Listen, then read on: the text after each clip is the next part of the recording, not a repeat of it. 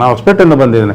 480 kilometre ಬಂದಿದ್ದೀನಿ sir. ನಾನು ಇಲ್ಲೇ ತೊಗೊಳಕ್ಕೆ ದುಡ್ಡು ಕಟ್ಟಿದ್ದೀನಿ, ಕಳಿಸ್ಕೊಡ್ತಾರೆ ಅವರು. ಸರ್ ಹೋಸಲ ಅವ್ರ ಮಕ್ಕ ನೋಡಿಲ್ಲ, ಏನಿಲ್ಲ, ಸುಮ್ಮನೆ ಅಲ್ಲಿದ್ದೆ ನಾನು ಇದು ಮಾಡಿದೆ, ಬ್ಯಾಂಕ್ಗೆ ಅಮೌಂಟ್ ಕಟ್ಟಿದೆ. ಆಮೇಲೆ ಸೀದಾ ಅವರು ಕಳಿಸ್ಬಿಟ್ರು.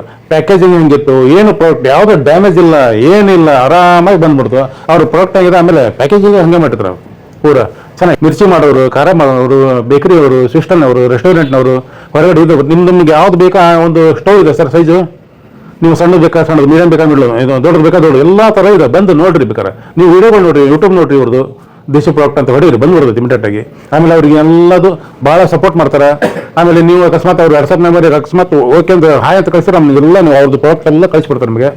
ಸರ್ ನಮಸ್ಕಾರ, ನಾನು ಹೊಸಪೇಟೆಯಿಂದ ಸಂಗಪ್ಪ ಕಾಳ್ಗೆ ಅಂತೇಳಿ.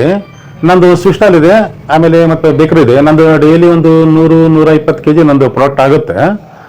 ಆದ್ರೆ ನಾವು ದೇಶಿ ಪ್ರಾಡಕ್ಟ್ ಅಂತೇಳಿ ಇಲ್ಲಿ ಕೆಮ್ಮದೊಡ್ಡಿ, ಮದ್ದೂರು ತಾಲೂಕು, ಮಂಡ್ಯ ಡಿಸ್ಟಿಕ್ಕು, ಅಲ್ಲಿ ಬಂದಿದ್ದೀನಿ ಇವಾಗ ನಾನು. ಇವರಿಗೆ ನನಗೆ 4 ವರ್ಷದಿಂದ ಸಂಬಂಧ ಇದೆ.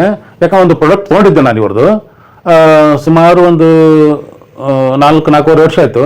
ಇವ್ರದ್ದು ದೇಶಿ ವಾಷಿಂಗ್ ಮಿಷಿನು ತೊಗೊಂಡು ಚೆನ್ನಾಗಿದೆ. ಎಲ್ಲರೂ ನಾನು ತೊಗೊಂಡು 4 ವರ್ಷ ಆಯಿತು. ನನ್ನ ಮಿಸ್ಸಸ್ ಯೂಸ್ ಮಾಡ್ತಾರೆ, ನಮ್ಮ ಮಕ್ಕಳು ಯೂಸ್ ಮಾಡ್ತಾರೆ. ಯಾವುದೋ ಒಂದು ಶಾಕ್ ಇಲ್ಲ, ಒಂದು ಬೇರಿಂಗ್ ಪ್ರಾಬ್ಲಮ್ ಇಲ್ಲ, ಏನು ಸಮಸ್ಯೆ ಇಲ್ಲ.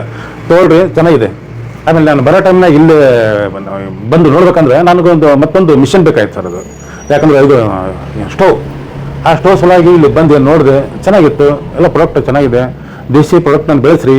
ಆಮೇಲೆ ಇಲ್ಲಿ ಜನಕ್ಕೆ ಗೊತ್ತಿಲ್ಲ, ನಾನು ಅಲ್ಲಿಂದ ಬಂದಿದ್ದೇನೆ ಸರ್. ನಾನು ಹೊಸಪೇಟೆಯಿಂದ ಬಂದು ಇಲ್ಲಿ ಜನಕ್ಕೆ ಗೊತ್ತಿಲ್ಲ. ತೊಗೊಳ್ರಿ, ಮಾಡಿರಿ ಎಲ್ಲ. ಯಾಕಂದ್ರೆ ಅದು ಹಿತ್ತಲ ಗಿಡದ ಮದ್ದು ಇಲ್ಲ ಅನ್ನೋಂಗಿಲ್ಲ. ಬೇರೆ ಕಡೆ ಎಲ್ಲ ಪ್ರಚಾರ ಇದೆ ಇವ್ರದ್ದು, ಆದರೆ ಇಲ್ಲಿ ಜನಕ್ಕೆ ಗೊತ್ತಿಲ್ಲ. ತೊಗೊಳ್ರಿ, ಎಲ್ಲ ಮಾಡಿರಿ ಎಲ್ಲ. ನಾವು ಸೂಪರ್